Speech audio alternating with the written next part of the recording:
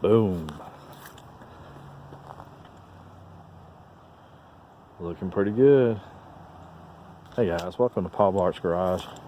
Today we're just going to be kind of talking about one of the common problems with these Dodge Challengers. One that I've been kind of working out today. Let's turn this thing on, get some air going. As you can see, I got the radio out. And a common thing with these cars, this is a 2013 model, and with a lot of them, is the radios. One way of knowing whether or not yours is going to be your antenna wire being loose, and I'll show you where they commonly break or commonly get loose and just will not work, and then you take it to Dodge and they want to charge you like $100 to diagnose the problem, and they say they hook it up to something, and may even be more than that. The most common thing with these things is you get in here to use the radio, the volume will show going up on the screen as you turn the knob, but you have no volume. The telltale to know that if your antenna is bad is if your Sirius radio station works, like you hit your SAT button, which is located on the faceplate where it says SAT there by the knob.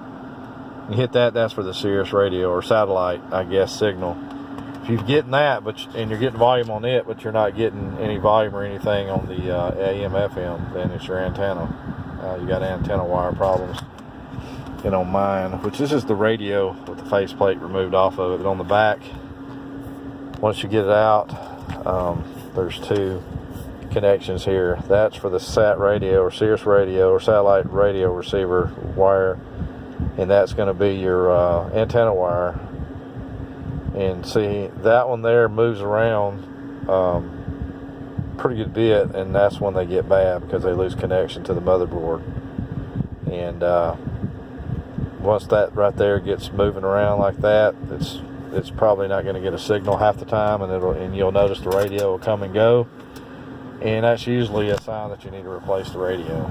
I pulled mine out today, which wasn't that hard. I mean, you can go to Harbor Freight and buy these pieces here for like $5. This was the one that I used, but you just basically go up here in a crack, stick it in here, and kind of pop it out a little bit, and then work your way around it, popping everything out around it, real easy all the way around. And it'll come out. Just be careful with it because you don't want to break it. It's pretty good plastic, and I didn't have no problems with it. Once I got the tool in there, you can use both ends to kind of pry out with it, and it pretty much popped right out.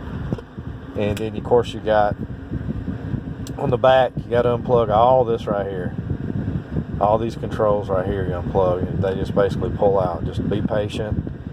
The one for the air conditioner actually had a clip you mash in on the top, and it pulls right out. And then once you pull them out, and a lot of people say you leave it in gear when you do it, but if you unplug the radio or unplug the battery and all that stuff when you get ready to work on it, you're not going to be able to pull this back into gear. And I really don't trust pulling it in gear and then shutting the car off. I was able, with these big fat hands, I was able to get in here with my big hands and pull them off myself. It actually came out enough where I could reach in and pull them out. It wasn't that hard. And then you have 4 bolts that fit right here in the corner of the radio, and they're just regular Phillips head bolts or Phillips head screwdriver. You can just use a regular Phillips head screwdriver and get them out. I actually had an electric screwdriver I used to get them out because that's just what I do. I don't like to play around when I work on stuff. I buy tools to where it makes it life easier on me when I work on stuff. So, but once you get that out, mine was a pain in the butt. You grab it from the bottom and the top, kind of wiggle it up and down, and it pulls straight out. There's nothing else that should hinder you from getting it out. Mine was wedged in there pretty good, but it was because the previous person who probably had an aftermarket radio in here before had bent these tabs and stuff around in there to where it was like a pain in the butt to get out. But I finally got it out and kind of played around with the antenna wire and when I wiggled the antenna wire around, it would play intermittently. And it was basically this, the little part that I showed you on the back of the radio back here, right there, the white one. It's basically real loose. You can jiggle it around in there, and once that happens, you just got to replace the radio. You can't solder it. It's just got to be replaced. But that's what problem I was having with the radio was, like I said, the volume would turn up when you turn the knob, but there was no volume. And the only time I'd get volume is if I put it on the satellite signal, which you've got an antenna signal and a satellite signal wire, and I was getting signal on the Sirius radio, but wasn't getting it on the AM FM. So I got to find a radio. I looked at Walmart online, and they had like 2 that would fit the car. I don't know if they have the wiring harnesses there because I'm not clipping the wires. I will order the wiring harness if I have to order it online, but I'm going to make a trip to Walmart here in a little bit, look at the radios. I've seen them anywhere from $60 to $400, depending on what kind you want. And just make sure you get the wiring harness. It's a plug-and-play wiring harness. I just don't like snipping wires on a newer car and taping stuff off. It just looks tacky, and then the next person that comes along to try to install a decent radio in will cuss you out because you cut all these wires, which are basically these here. And they got wiring harnesses you can buy. Some of them, sometimes you get them at Walmart or Radio Shack, or order them on Amazon or eBay. It takes a few days for them to come in, unless you can get them at Walmart or go to your local radio shop. And they'll make them to where the wiring harness plugs into here and then plugs into your radio, the new radio that you buy. That's where I'm at on it. That's really all I've done on the car.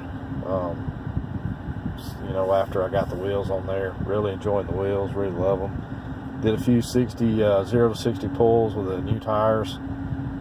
It just goes, man. It doesn't spin like it used to, near as bad as it used to. Still spins just a little, but not that bad. I've got them Toyo Proxys 295. I think in the first video I said 285s, but they're actually 295 40 ZR20s, and they're the Toyo Proxys. And it's kind of a soft compound tire. They're expensive, like $200-something a piece. And to me, they're kind of worth it if you're looking for something that is going to give you a pretty good traction. We'll see how they do in the rain when I go to take off at a red light or something other. Hopefully they don't spin, because them 245s will spin. If you just tried to ease out of the hole, it would spin. But anyway, maybe I'm going to shoot to Walmart and see if I can't find a touchscreen radio for it. Try to come out on the cheap for now. Because I'm looking at performance stuff before I do any kind of amps, speakers, and radios. But you get this entire kit if you're interested in having one. It really helps you out when you're trying to get panels and stuff off, so you're not using something that's going to bust the plastic. You can go to Harbor Freight. I think I paid like $7 or $8 for it, and they're made in China, but they do what they're supposed to do. And it really helped me get this panel off. If you're working, trying to get panels and stuff off that have clips and stuff in there, that'll save you a lot of heartache. Anyway, hope this helps somebody out. Hope it, if somebody's having a similar problem that I have and they're beating their head on the wall, trying to figure out why it's doing what it's doing. If you're getting, the volume is showing that it's turning up on your radio, but you're not getting any sound on AM, FM. But when you swap over to your satellite radio station, you're getting sound. It's not an amp problem. It's not a fuse problem. It's your antenna wire problem. It's either going to be your wiring harness has got probably might have a wire that's broke or cut or melted, or it's going to be the part on the radio back here that I showed y'all that's broke on the back of the radio. I can take it, plug it in, and push it in, hold it in, and jiggle it around. The radio will actually work like it's supposed to. But anyway, hope this helps. Hope everybody's having a good weekend and a good Easter. Peace out. Bye.